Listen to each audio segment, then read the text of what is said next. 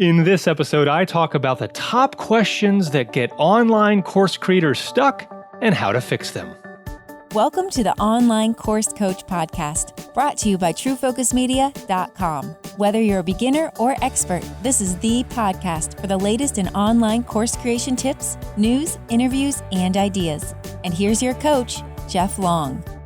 All right, welcome back to another episode of the Online Course Coach Podcast. If you're brand new, this is the No Hype Podcast, where we talk honestly about effective online course strategies from course planning and creation and marketing and give you helpful strategies.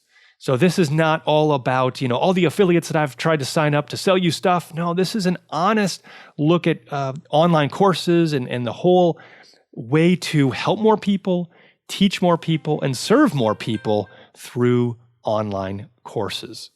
And my background is varied. I've worked with a lot of large companies to create training materials, courses, and e-learning. We've done it all from the consulting side to the build it out, done for you services. We've built learning management systems. We've created course videos and content.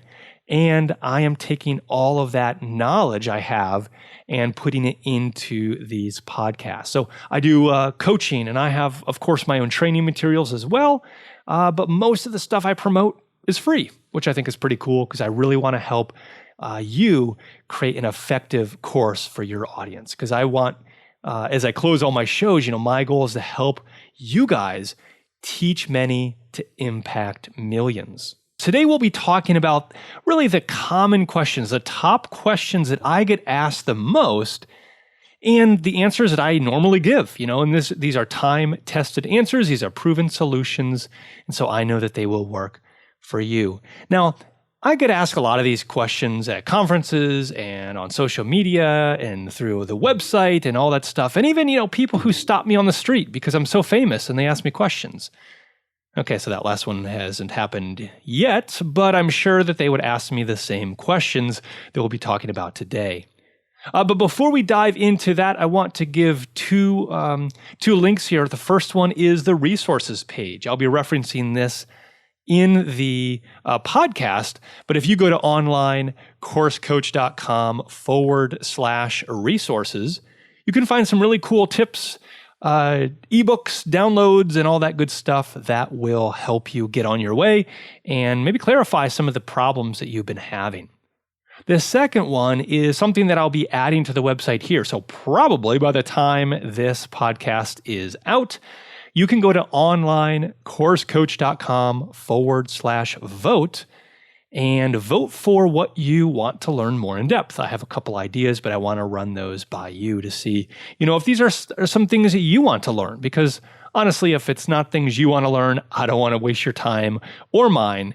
And so I'd love to get your thoughts on that. And I'll be giving away some free guides and some free things that I'll be changing in and out. So as you're listening to this, depending on when you are listening to this, that guide or those bonuses might be different. Now, I want to take this whole podcast to talk about these top questions that course creators have, because I find that a lot of times they get stuck on these things, and I want this to be a good resource for people at all ages of the course creation process. So we're going to start at the beginning and work our way to the end, and I narrow these down to the top 7. There are quite a few more, but these are the top most asked questions I get. So the first one is, what platform should I use? This is probably the most popular one. Well, as I'm scrolling down through these, actually, some of the end ones, some of the final ones are even more popular. But, what platform should I use? And here's a little secret. It might not matter as much as you think. All right? Because a lot of the most popular platforms that you could use primarily do the same thing. Now, I have quite a few interviews with different software as a service providers, as well as some different WordPress learning management systems. So definitely check that out. And you can even get the 7-step checklist to know which LMS is best for your online course. So go to onlinecoursecoach.com/resources. To learn more about that and download it. So let's talk about this. So the two primary forks in the road are you techie or not? Or another way to look at this is, do you want more hands-off approach or do you want flexibility and control?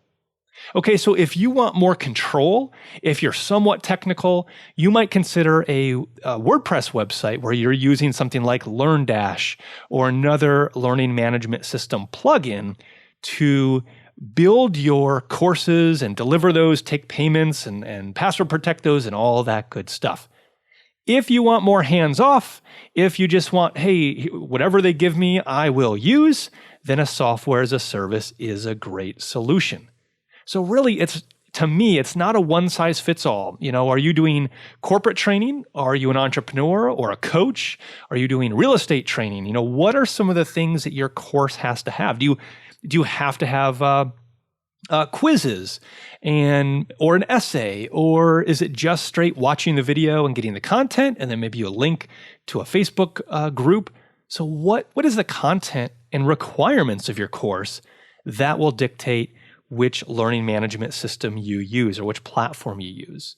Because most platforms have e-commerce integrations built in to allow you to use PayPal and Stripe and others to take payments. So that's taken care of, because that's kind of a subset question. People say, oh man, taking payments, that's so confusing or risky, or I don't want to expose my business to getting hacked. And those are valid concerns. But if you let PayPal, Stripe, and the payment gateways take care of that, it's a lot of burden off of your shoulders. So again, go to onlinecoursecoach.com/resources to download the 7-step checklist to know which LMS is best for your online course. All right, the second top question that gets online course creators stuck is, how do I build my audience? So maybe you're even before you want to use the platform, but I find that a lot of people, they think 3 steps ahead. So they're thinking, okay, what platform am I going to use? And they don't even consider maybe that they need to build their audience. So building your audience is one of the most important, the most critical parts of the success of your online course. If you know 5 people, and maybe there's 5 people on your email list or on your social media channels or in your circle of influence, that's really not enough to be able to serve them well and create courses for them. So you really do need to build your audience. So a couple ways to do this is I recommend creating guides and tips and checklists and quizzes and assessments and anything you can provide of value that will educate your audience so that they can give you their email address and you can build your list.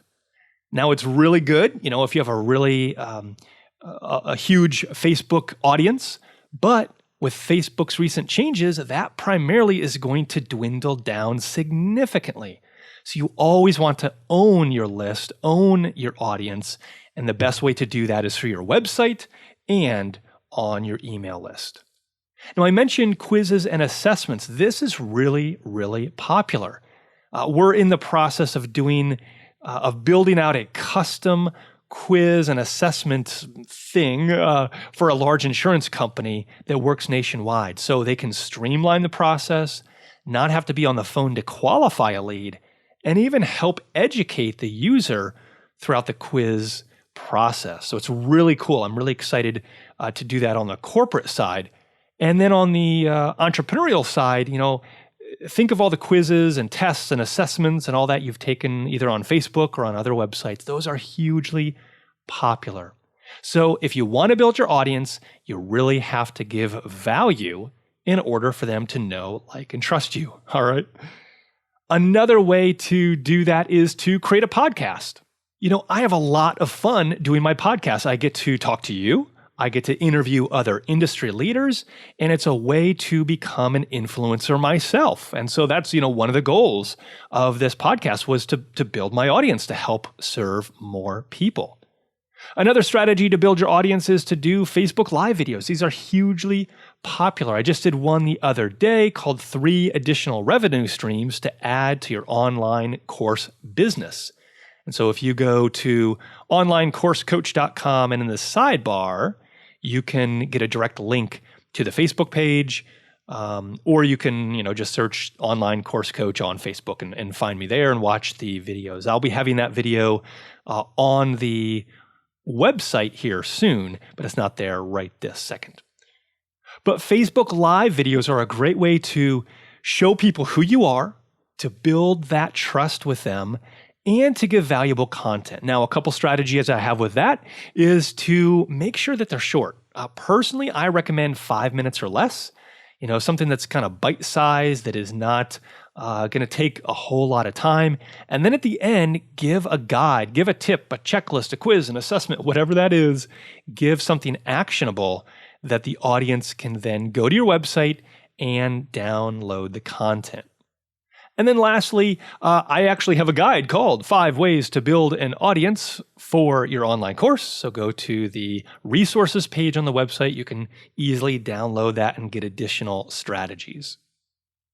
All right, the third top question that online course creators can get stuck with is, how do you get started creating an online course, right? So we're not necessarily going in order. Like I said, a lot of people, they skip ahead or they don't have all their ducks in a row or whatever, but let's talk about how to get started with creating a course. So I go through this really in detail. I have a really cool process and strategy that I go through with my coaching students, but we'll go over a few ways to get started. So the first thing is to gather all your ideas for your course. Now, personally, I use Evernote, so you might create a notebook for your course, and then within that course, maybe you'll have a note for each module, or maybe you'll just have one note for all the modules, but really put things down, whether it's on paper or digitally, but gather all your ideas. And then determine what is the 20% of those ideas that will give the 80% most value. Because you really don't want to put all of the content into one course. I've seen it time and again where somebody has, I had one student one coaching client send me a PowerPoint kind of brain dump, and I believe it was like 60 or 80 PowerPoint slides. Okay, so I had to go back and say, well, okay, I can't even read through all this and digest it. I don't know that your students can, and I'm guessing they won't want to. So what is the 20% that will give the 80% most value? And just put that 20% in your course, because you can create additional courses, you can create additional trainings or other things, and you can learn what your students truly want by just putting, I don't want to say the word the bare minimum, because, like I said, you want to give the most value, but you don't want to overwhelm them.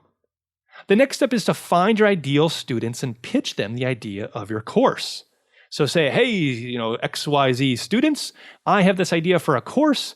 I want to get your feedback as beta testers. And the key is they need to buy access to that. Now, why would they do this? Because a lot of times I hear people say, they would never do that. There's not a course. Well, they get to walk alongside of you and tell you exactly what they want in the course. So they tell you what they want to learn.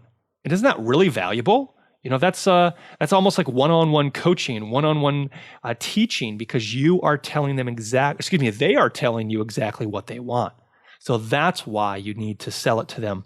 And it puts skin in the game. They're going to stick around. They're going to come to the webinars or the Zoom calls or whatever you use as you build out the content.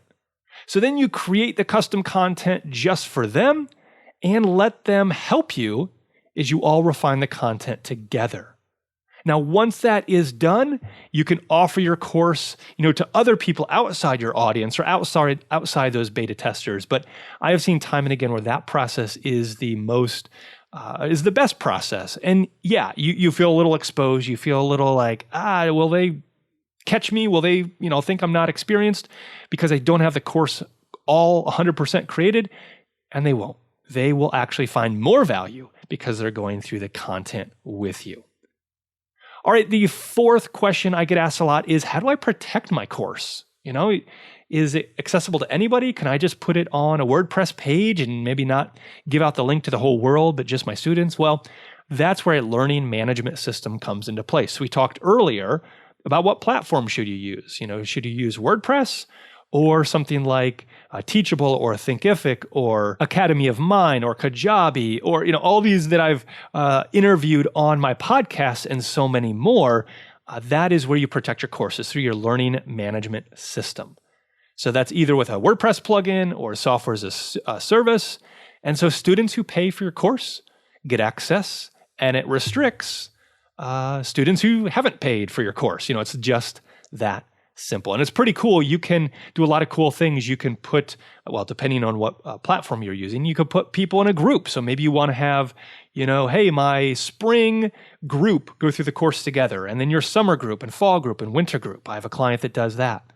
Or maybe you want to have multiple courses or even levels. So maybe you have pricing tiers for your one course, like a good, better, best price. And, the cheapest is the most simplistic version of the course. And then the premium version is the most expensive. And so maybe you have different learning paths for different students. You can really customize what your students see, what content they're getting, and you can make sure that they're only getting the right content based on what they paid for, which is really, really cool. I've done that with some of my clients. It's been a lot of fun. All right, the fifth question I get asked a lot is, how do I make videos? How do I make effective videos for my online course? Now, I go into depth about this in my course, Easy Video for Courses. So if you go to easyvideoforcourses.com, you can learn more. And I go over, all the different strategies of preparing and the right equipment and software and gear to use so you're not wasting a bunch of money, how to feel confident in front of the camera, and how to make effective course videos. But let's talk about this. How do you make your videos? So let's go over a few quick tips here. One question I like to ask is, what types of videos would make your content the most engaging and help your students learn the best way possible? Sometimes, or for some people, I should say, it's a screen capture video. So you're showing your audience your screen. For other people, it's you being out in the field. Maybe it's at a ranch or on site at a company or whatever that is. You need to show people physically, kind of live, but recorded, of course, where you are and what you're trying to teach them. So don't just think the easiest. That's what I see a lot with different course creators. They just want to throw together some PowerPoints and that's their course. And, that is easy. And that is an option. And I've done that myself, and I don't think it's a terrible option. I just think you need to consider what types of videos what types of videos would make the most engaging type of content and would help your students learn in the best way possible.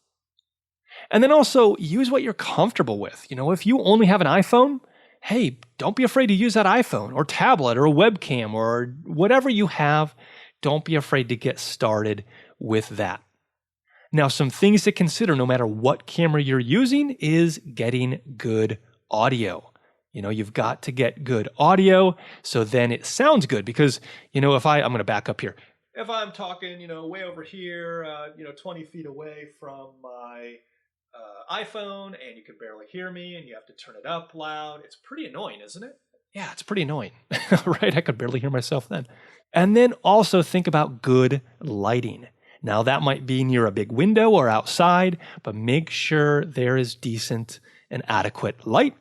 And then also make sure that the camera is stabilized. So if you are using your smartphone or tablet, get a tripod or prop it up against something that will stay there. You don't want to prop it up and then it falls down. You have to move and stop. And, for your own sanity, buy a simple tripod with a little mount that holds your smartphone or tablet, and you'll be good to go. You can find those on Amazon pretty cheap. All right, the sixth question that I get asked a lot is, what's the difference between a membership site and an online course? And this is a great question. Now, there is some overlap between the two. So I don't want to make this sound like it's an either or, because a lot of times, I'll kind of go over both sides of the coin here. So an online course generally has a beginning and an end for the learner.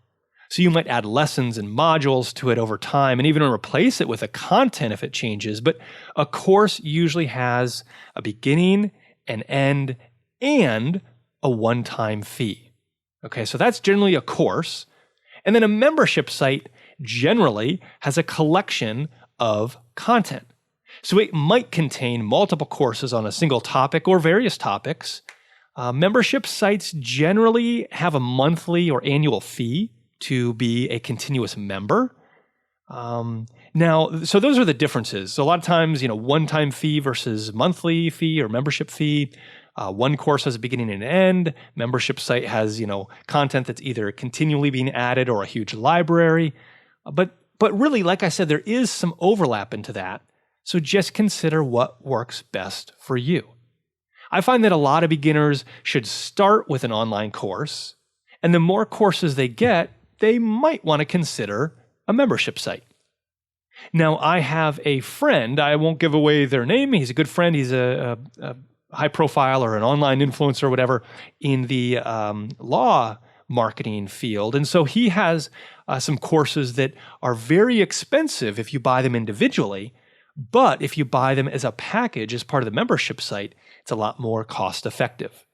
And so he has a lot of different bonuses and cool things in the membership site. So it's definitely worth it.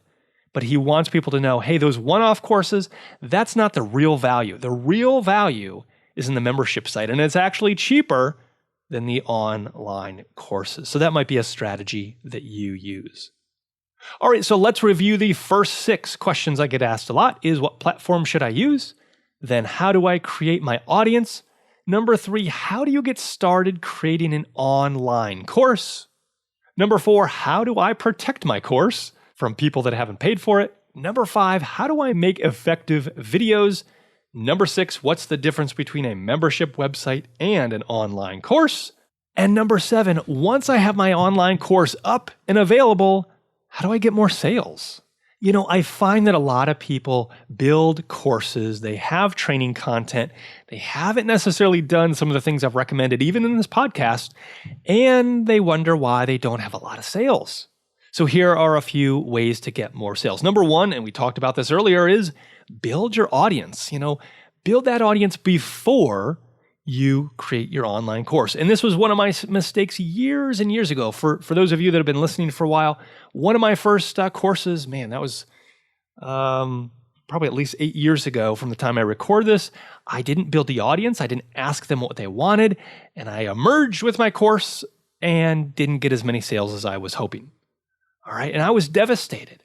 Now, thankfully, I was able to turn that around by doing some joint ventures and strategizing a little better and a little smarter. But if I were to go back, I would definitely build my audience and then ask them what they actually want, right? Because you might have a big audience and you might think you know what they want, but if you're not asking what they want, then you're not going to truly know. So another way to get more sales is to put your course in your email signature. You can promote your course with every email. And if you're like me, I send a lot of emails every single day. And so you can promote your course in your email signature.